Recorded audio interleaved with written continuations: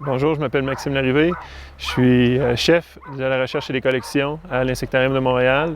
Le monarque, comme pour plusieurs insectes, c'est un des premiers contacts que les êtres humains vont avoir avec la nature.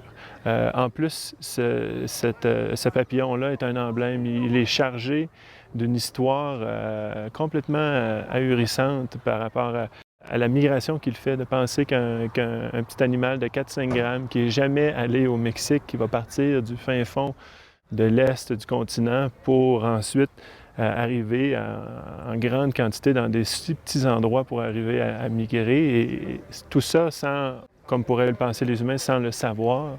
C'est complètement fascinant. Il faut vraiment être capable d'évaluer le potentiel reproducteur de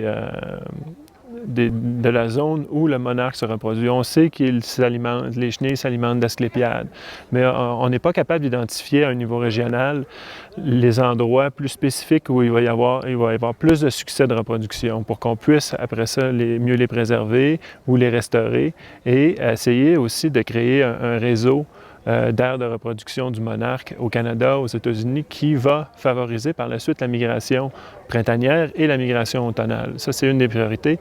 Mais par la suite, pour avoir des cibles de restauration, de conservation qui sont précises, il faut aussi s'assurer qu'on a des plans de recherche et de monitoring qui sont alignés à un niveau trilatéral, Canada, Mexique, États-Unis.